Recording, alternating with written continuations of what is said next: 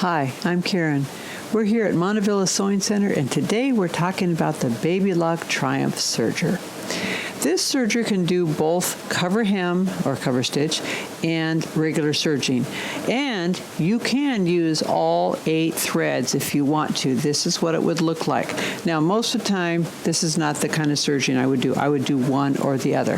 So in this video, we're going to talk about just doing 4-thread serging. Okay, to start with, when you start to serge, I'd like to have the cutter knife up a little bit so that I can lift up that toe and put that on there. Now, of course, you can use your presser lever or you can use your knee lifter if you want to. That works as well. And then just start sewing. There we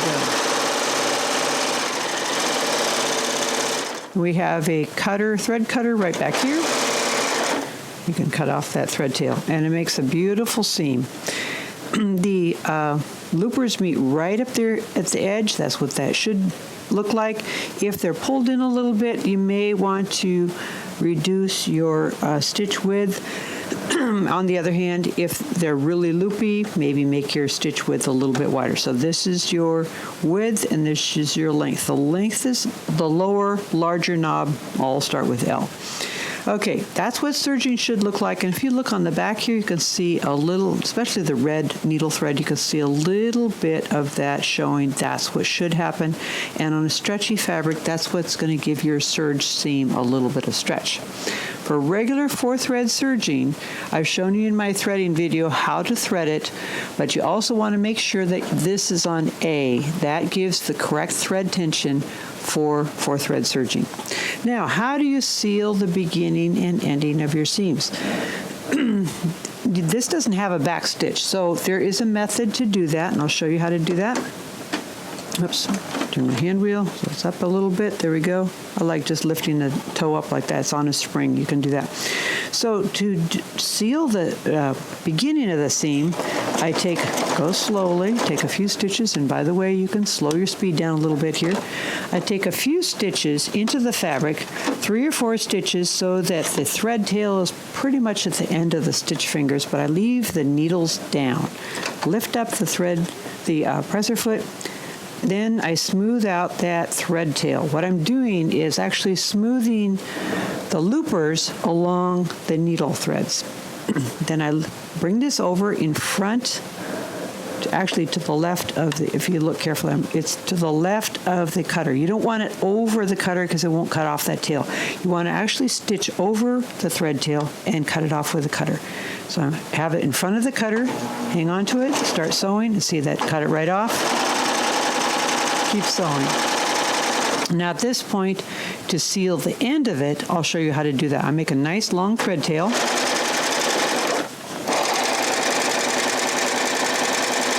Going a little slower because I have it on slow speed. So you can see it's sealed really nicely here at the beginning. So the end thread tail, what I like to do is, my scissors here, cut it off. Take a nice darning needle that has a nice big eye to it. Take the eye end of that needle, thread it through the stitches for about 1 inch or so, and then the nice thing about this needle, it has a big eye, so you can fold your thread tail in half, poke that through the eye of the needle really easily. Leave some slack there as you pull it through. Now you have sealed the end of your seam. Another way to do this in garment construction is, if you have another seam that's going to cross your original seam, you don't have to seal your original seam because the seam that crosses it will seal that. But now we have both ends of that seam sealed. Okay, another thing that people want to know about serging is how do you do curves, both outside curves and inside curves. So I'll show you how to do that. So if we're going to, I'm going to actually cut this into a bit of a curve, like that.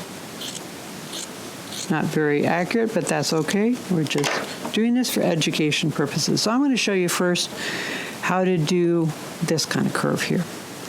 Okay, lift that up, that under there, and there we go. Now I'm cutting off a little bit of the fabric there. It makes it a nicer edge if you cut off a little bit. as we go, we want to straighten out the fabric between the cutter and the needles. It's not a very big distance, but it's enough so that it could make a little bit of difference. So what we're doing is we're actually pulling it in this way, keeping the same distance cut off, and almost gathering it a little bit on the left-hand side. The idea is you don't want to get the extra loops on the inside of that curve. So see how it's almost gathering a little bit? Keeping the two edges even. I love the speed slider because you can make it nice and slow and careful. That's wonderful.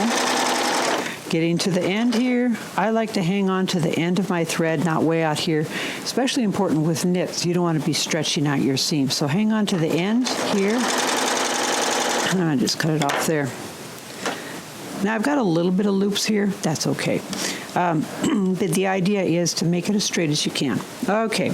Now what about, excuse me, the outside curve?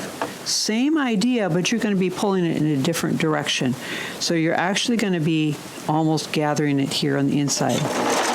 Again, watch here to make sure you have an even width that you're cutting off.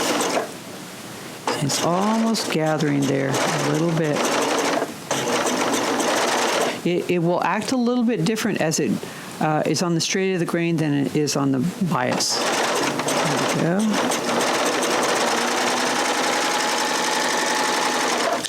Now, on both of these, the goal is to not have too much scrunching up here. As you can see, I got it a little bit scrunched up here. We don't want to have that. We want to have it looking more like this. And then not to have big loops on the inside.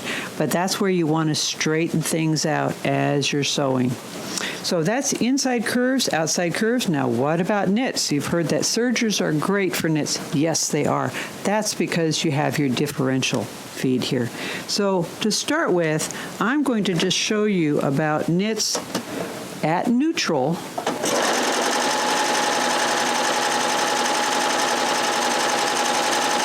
Sewing through this, I'm going to speed it up a little bit. This is what it's going to look like, a little stretched out, right?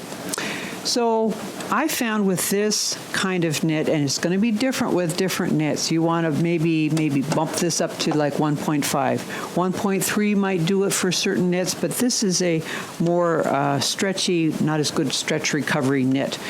So what this will do is actually take the feed dogs and help them, so the front feed dogs take a little bit bigger bite into the fabric. Again, I'm watching over here to make sure I have a good amount that I'm cutting off, even consistent amount. There we go. And now you can see the difference. That's not stretched out at all. This one is. So bumping it up to that, the 1.5 is about right. So that's basic serging. I hope you've enjoyed this video and found it helpful. A serger is a great tool to use for both knits and wovens. Especially I like it for wovens because it can speed up your garment sewing process a great deal and make sewing a pleasure, which it should be. If you've enjoyed this video, give us a thumbs up. And if you have comments or questions, you can leave those in the area down below. We have lots of other videos on this machine and on other machines here on our Montavilla YouTube channel, so stay tuned. Thanks for watching. Bye.